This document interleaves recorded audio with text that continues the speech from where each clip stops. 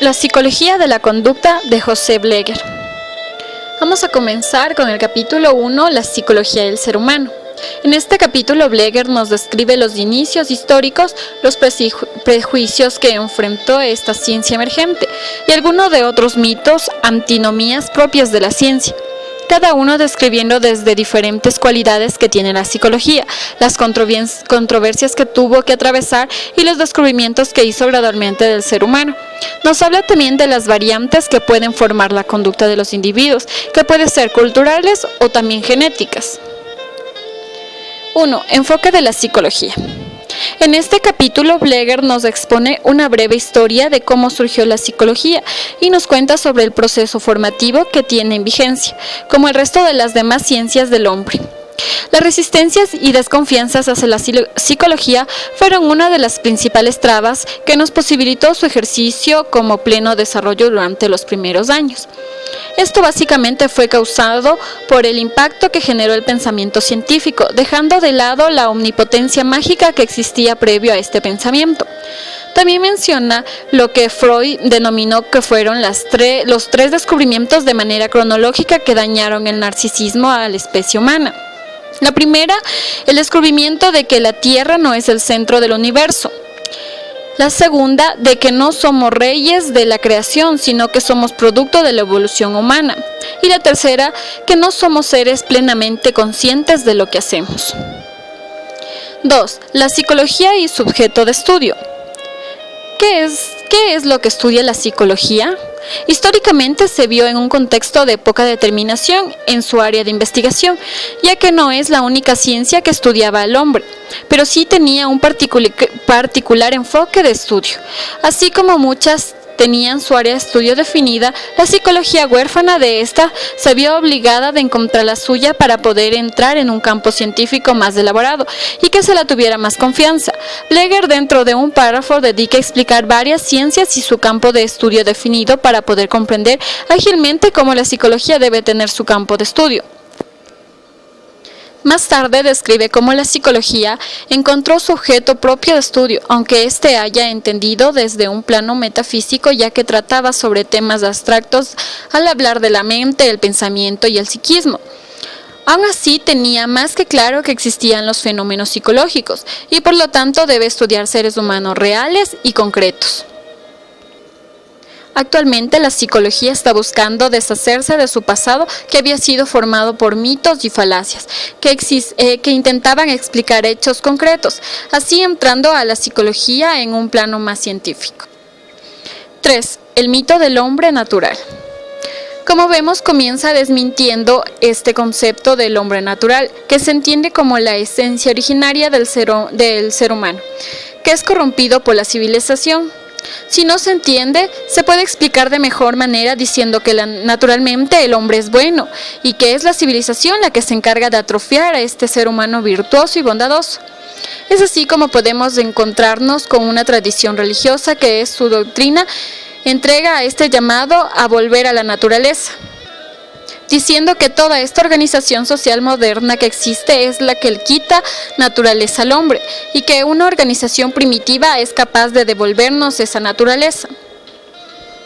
No bastó más que años de estudio y reflexión para terminar diciendo que esto era un mito, ya que se identificó una fuerte fantasía de carácter religioso al decir que Dios le entrega a un hombre totalmente puro, exento de pecados, y que éste decae al encontrarse con la civilización, por lo cual se concluye que el hombre tiene un desarrollo histórico, haciendo de que el hombre un individuo sujeto a la historia.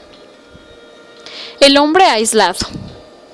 Según esta concepción del hombre, el ser humano es un ser aislado y no social, que gradualmente encuentra la necesidad de entrar a relacionarse con otros individuos. Cómo se relaciona estos individuos entre sí fue una de las premisas que motivó a la psicología a ver estos sujetos se relacionaban los unos con los otros, encontrándose así con la respuesta de que esta causante, que es la energía que tenemos todos los humanos, la libido.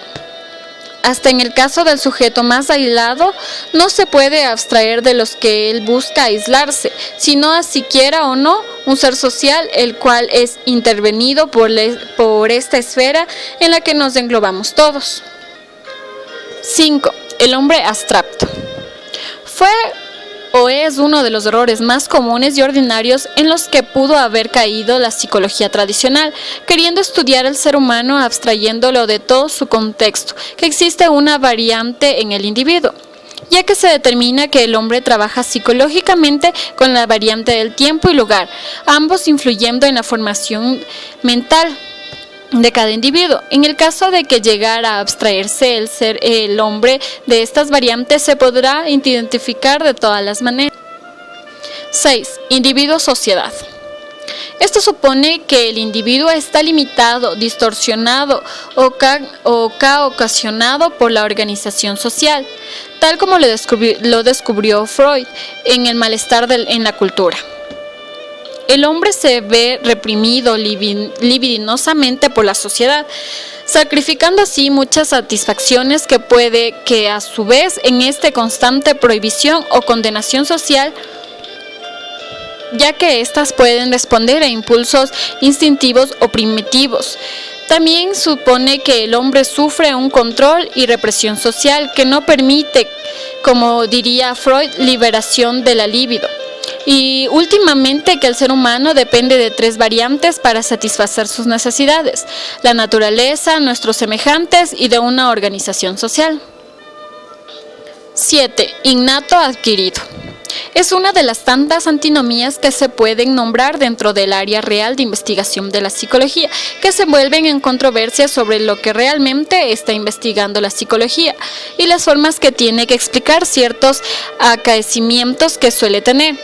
Esta idea de innato adquirido se denota sobre el ideal de fijismo, la lucha que existe por querer tener una naturaleza y una sociedad fija e inmutable, mientras que otras corrientes daban un énfasis más a los procesos de aprendizaje y lo que fluye. Ahora vamos con el capítulo 2, conducta.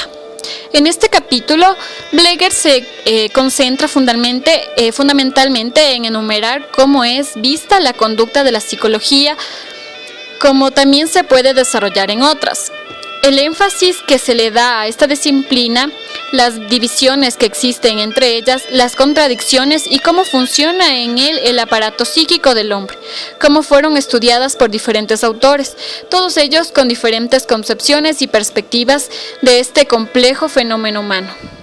1. La conducta en psicología. La conducta se puede denominar como lo que se puede someter a observación y puedan ser factibles de ser detectadas, para poder conseguir un mayor rigor científico, concentrándose así en las reacciones o manifestaciones exteriores de un determinado individuo. Para conseguir una tarea más objetiva, aunque viéndole desde una perspectiva, dejemos de lado a lo más importante que se dedica a estudiar la psicología, el proceso psíquico o mental. La conducta comenzó a verse como una acción guiada o conducida por la mente, generando una dicotomía entre cuerpo-mente, dejando al cuerpo como solo un vehículo de las manifestaciones mentales. 2.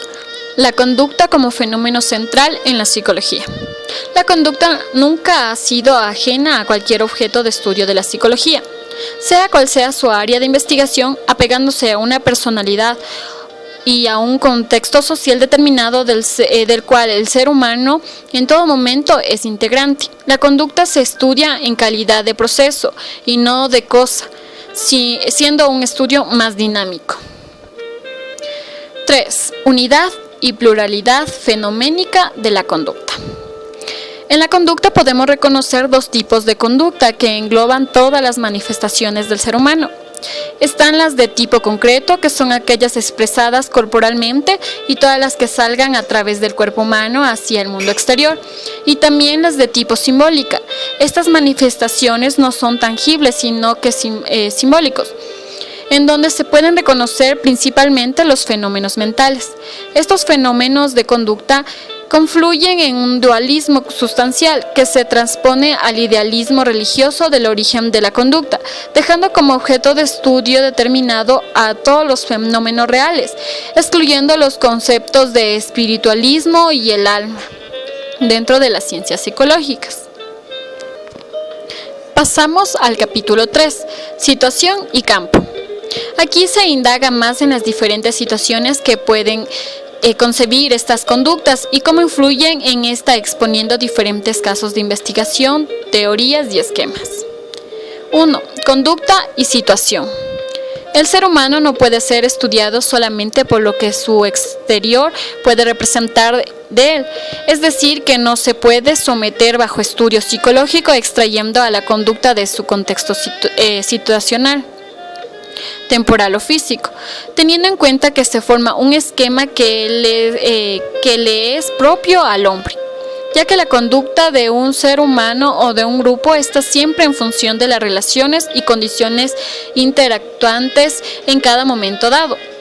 Como antes mencionado, no se puede estudiar la conducta de un individuo sin tener conocimiento de la situación por la que está pasando, ya que es una importante variante que interfiere, como también la percepción propia de cada individuo.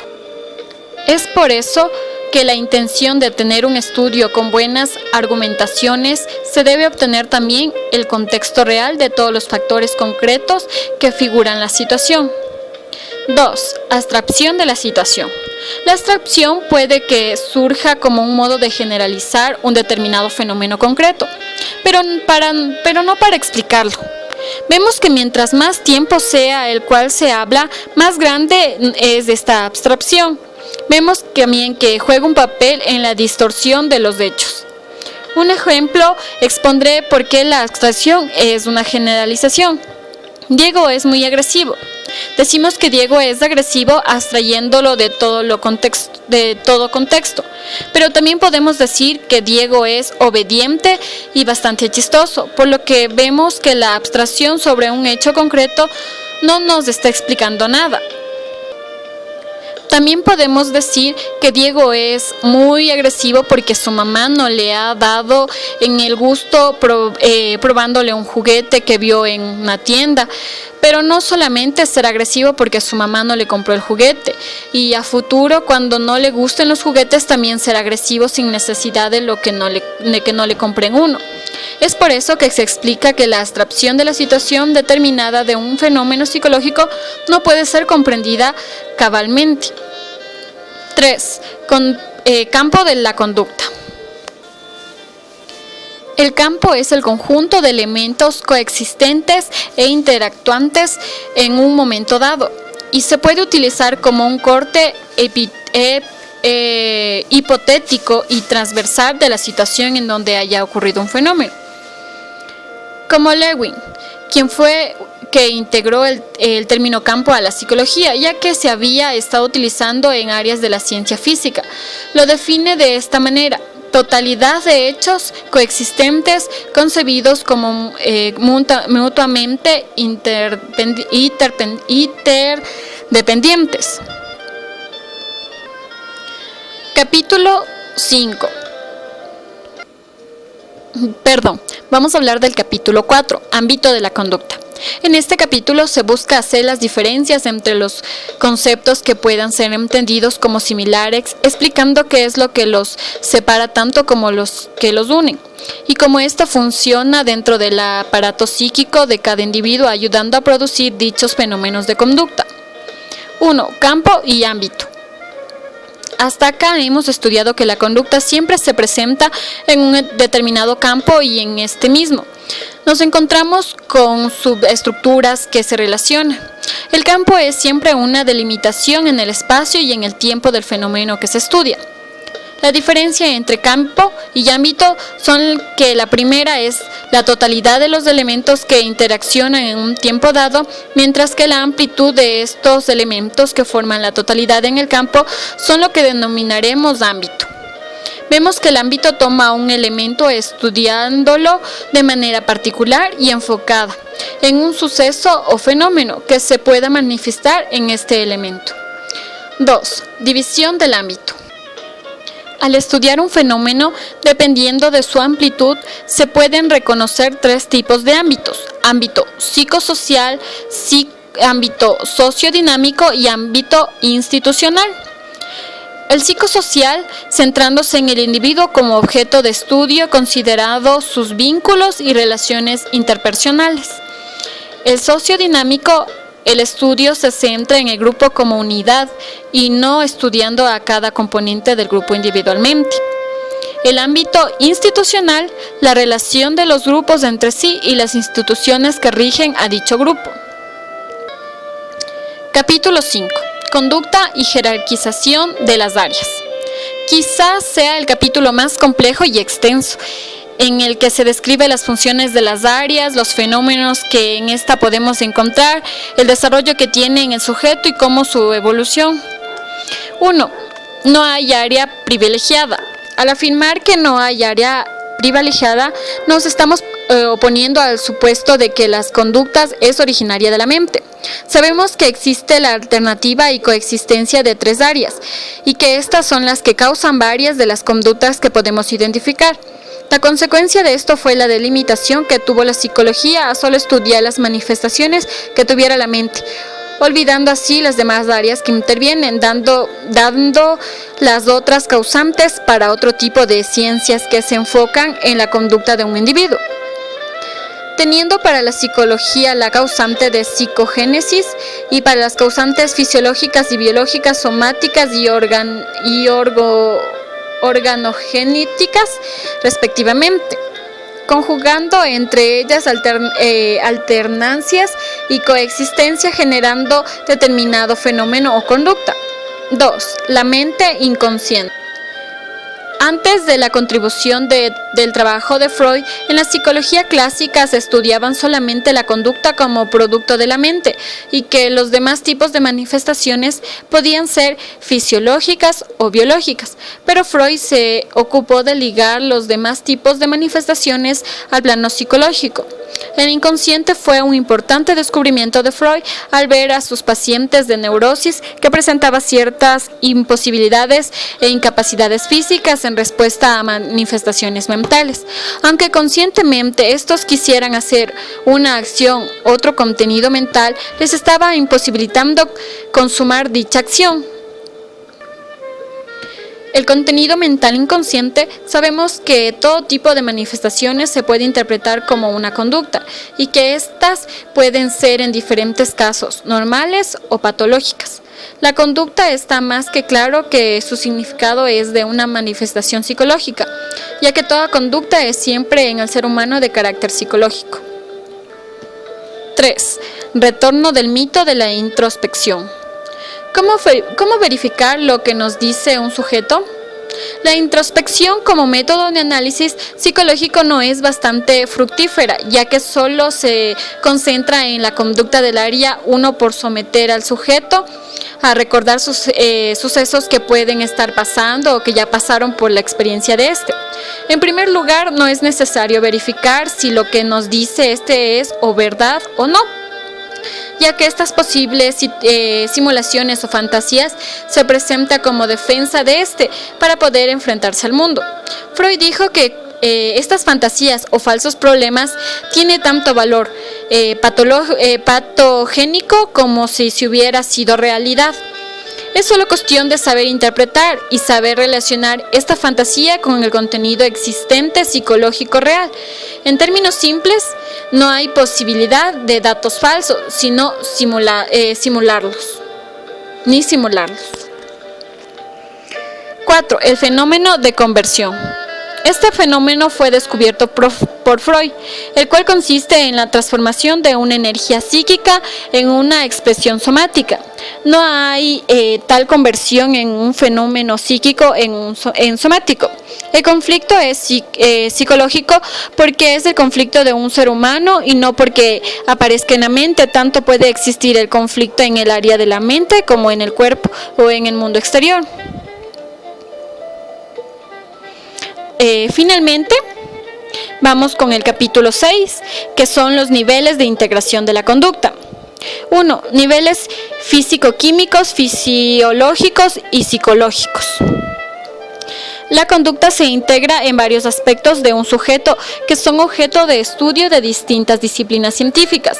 Todo lo que se manifiesta en el hombre no puede dejar de ser psicológico, y porque este nivel de integración no puede darse sin los niveles precedentes.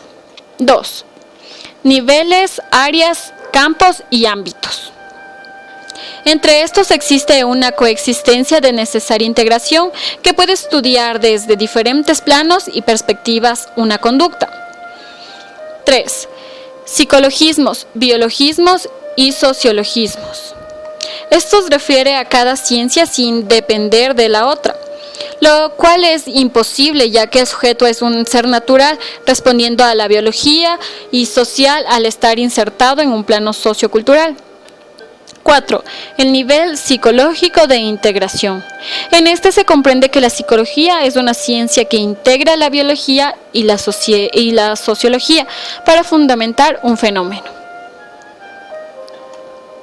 5. Conducta molar. La conducta molar surge como una diferenciación ante el rechazo del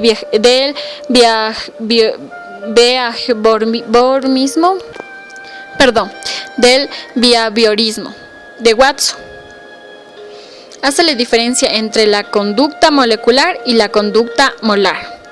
La conducta molecular es aquella que está conformada por elementos subyacentes fisiológicos y físicos, los que generan una respuesta total asociada con la escuela conductista de Watson. Y la conducta molar es un hecho original que va más allá de los elementos descritos en la conducta molecular. Posee propiedades descriptivas y definitorias propias. Con esto concluimos el pequeño resumen de Psicología de la Conducta de José Bleger. Mi nombre es Pamela Reyes. Espero que se haya podido entender lo que nos trata de decir el libro. Gracias.